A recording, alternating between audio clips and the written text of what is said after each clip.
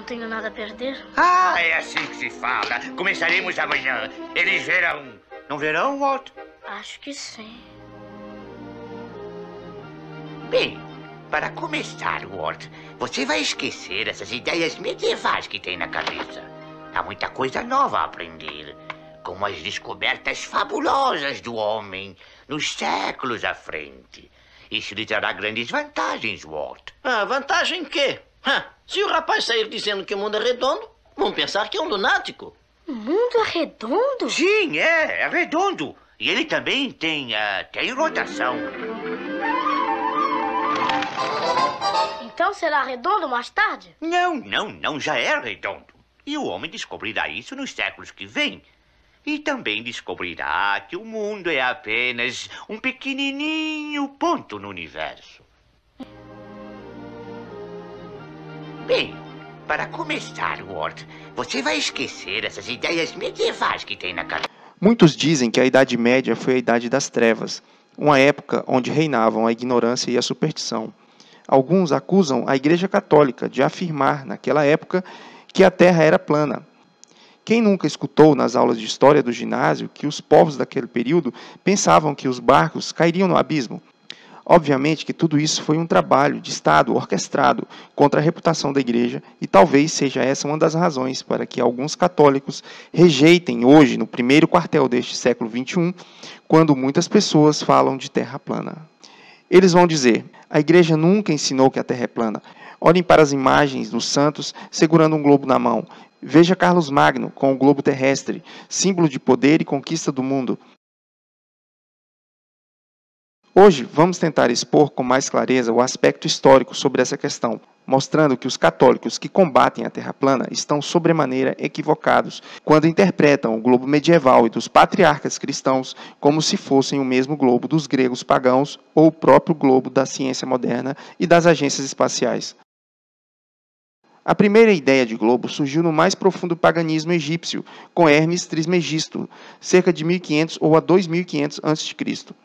O conhecimento de Hermes, ou o hermetismo, é uma espécie de gnose e ocultismo com referências habituais à maçonaria. Do Egito, o globo foi levado à Grécia por Pitágoras, no século V a.C. Pitágoras também era um ocultista e exigia segredo dos seus discípulos, até mesmo sobre o seu famoso teorema: o quadrado da hipotenusa é igual à soma dos quadrados dos catetos. Pitágoras, lendário, mas grande filósofo e matemático, ele exigia até juramento dos discípulos para não contarem aquilo que ele ensinava.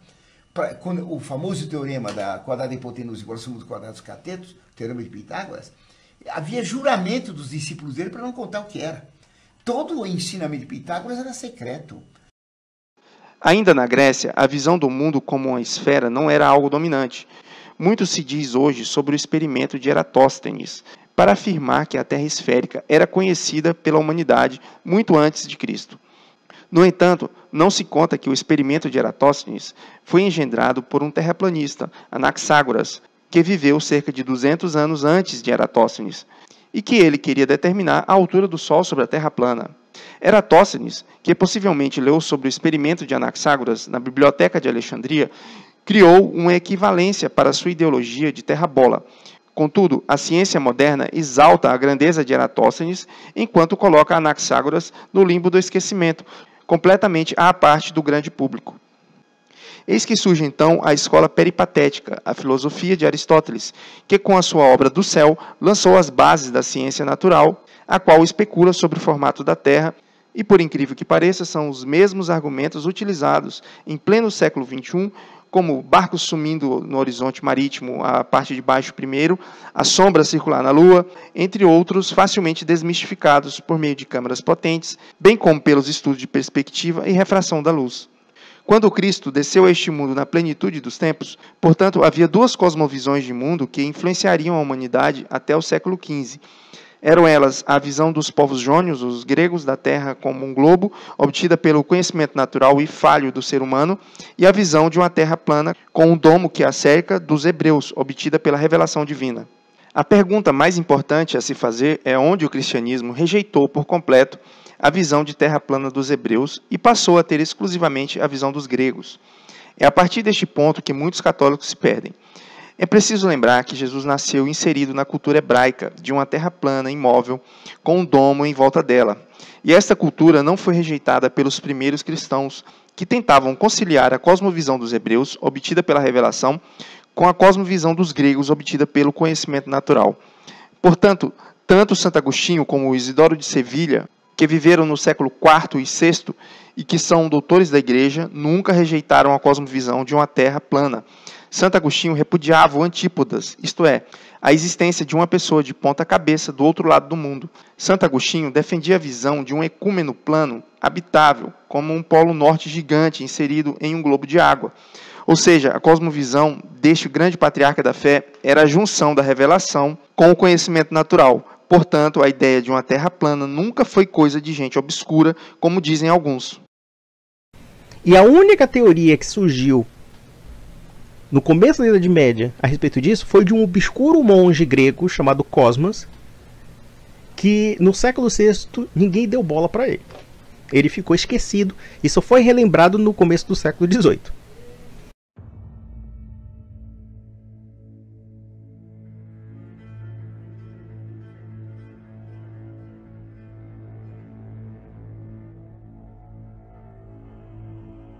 São Isidoro de Sevilha, doutor da Igreja, viveu cerca de 200 anos depois de Santo Agostinho. Elaborou o mapa Teó. Considerado o último patriarca, Isidoro foi o defensor da criação divina, de tudo que existe. São Isidoro defendeu fielmente o formato do mundo da forma como o Criador realizou. Isidoro de Sevilha escreveu o livro Etimologias.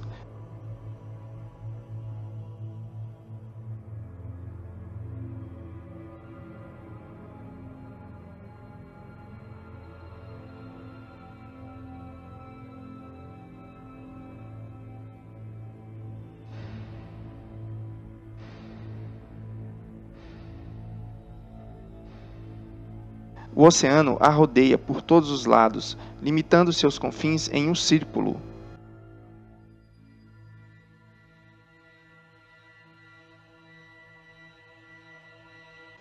A Terra é redonda como um círculo, porque é como uma roda.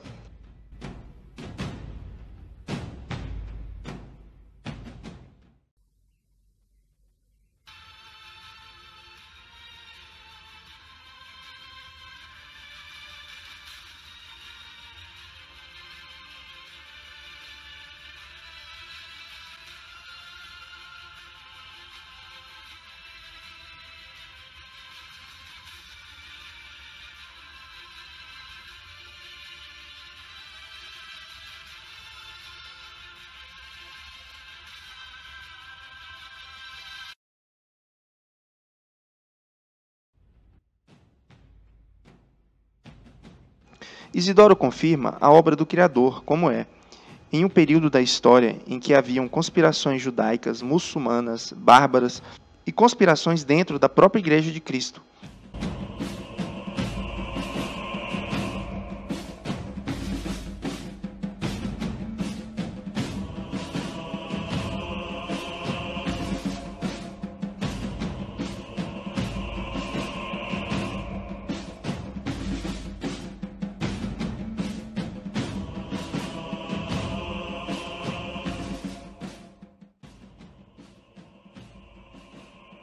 Com base no contexto da situação em que viviam, estavam se defendendo das heresias diversas e gnósticas de uma forma geográfica do mundo da qual os verdadeiros filhos de Deus sabiam e defendiam. Este é o globo Cruciger, que foi a forma dos cristãos retratarem o domínio de Cristo sobre o mundo. Anteriormente aos cristãos, os imperadores pagãos eram esculpidos ou representados segurando o globus ou orbe, de forma que todos soubessem que seriam eles os donos do mundo.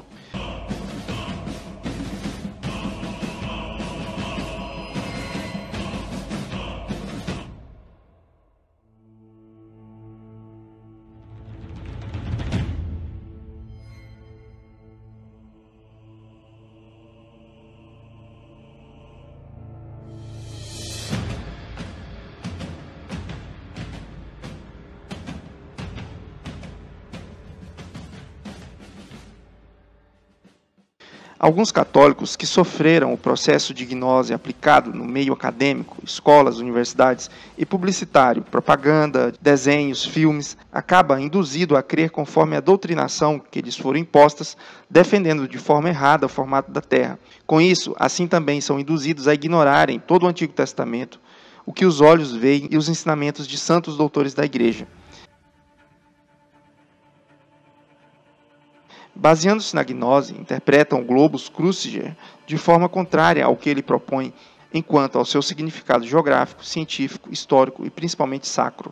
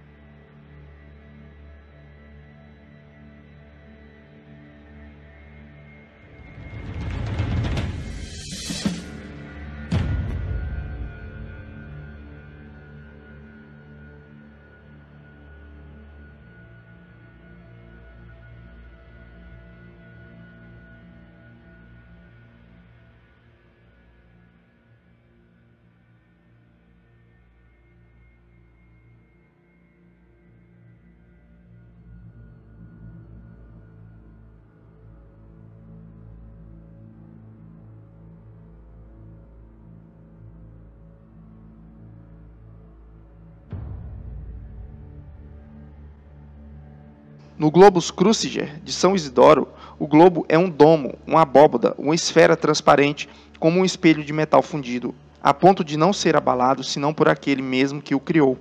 Cientes de uma abóboda celestial transparente, não transpassante, e cientes do mapa Teó, os cristãos coroaram a esfera com a forma de mapa mundi, o mapa Teó.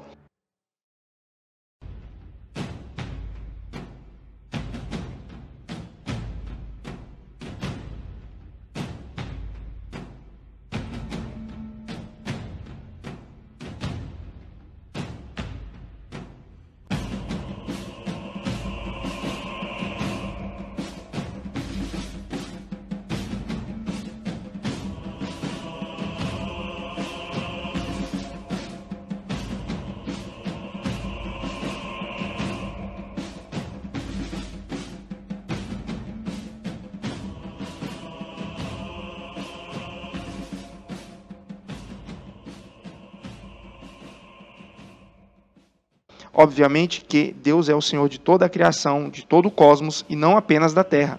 O globus Cruciger representa o senhorio do Criador sobre todo o universo, um resgate à cosmovisão dos hebreus e a mesma visão que constatamos hoje, isto é, uma Terra plana, protegida por um firmamento, sendo que hoje sabemos que é o eletromagnetismo, a força que rege todo este universo finito.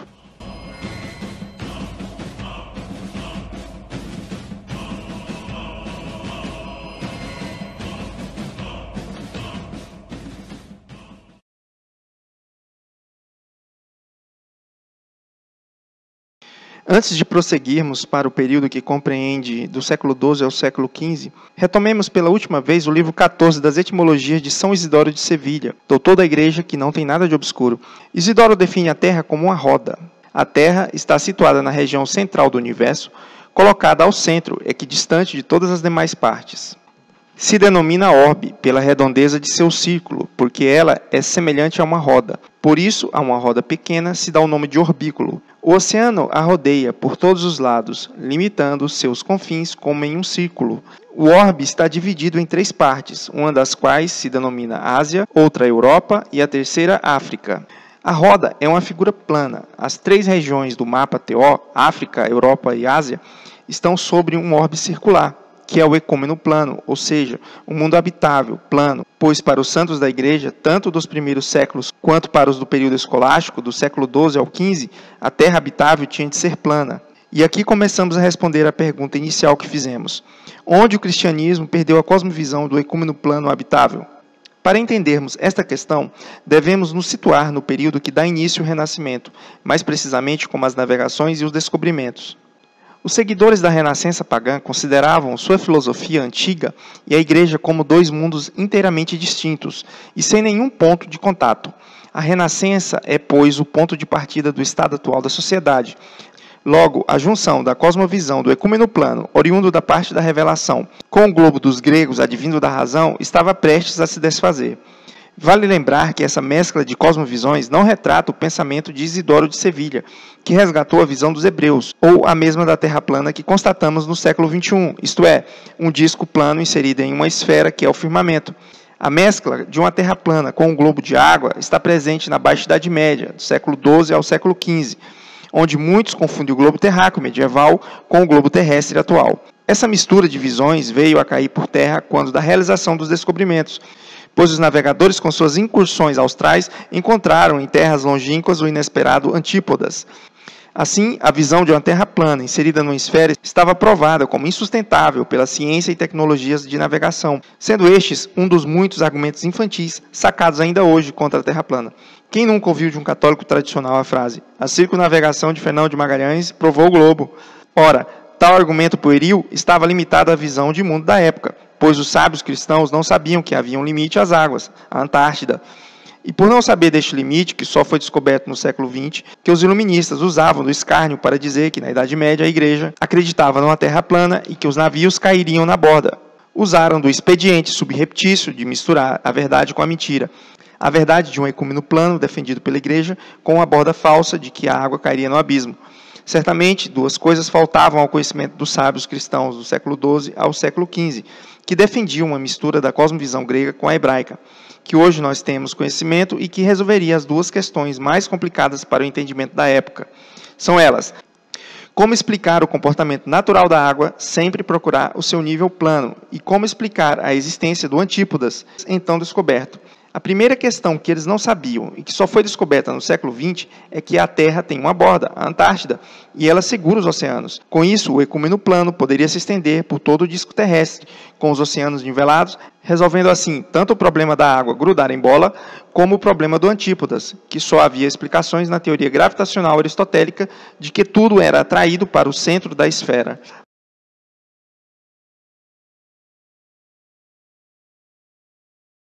A revolução social, cultural e científica iniciada no Renascimento teve como fundamentos a destruição do edifício construído pelo cristianismo e reconstruir sobre suas ruínas uma nova ordem com base no paganismo, no naturalismo e no materialismo. Uma ciência completamente à parte do Criador e da verdade, com objetivos únicos de eliminar a ordem antiga, geocêntrica, sem deixar qualquer vestígio de que o próprio ecúmeno plano foi sempre defendido tanto pelos patriarcas como pelos escolásticos medievais. A destruição da sociedade baseada na vontade de Deus para construir uma sociedade nova baseada na vontade de alguns iluminados era a meta suprema. Colocaram o ser humano como um pálido ponto perdido no espaço, rumo ao nada, mas a verdadeira sabedoria está naquele que tem a ciência sob a proteção do próprio autor da ciência, pois a ciência dos homens é loucura para Deus.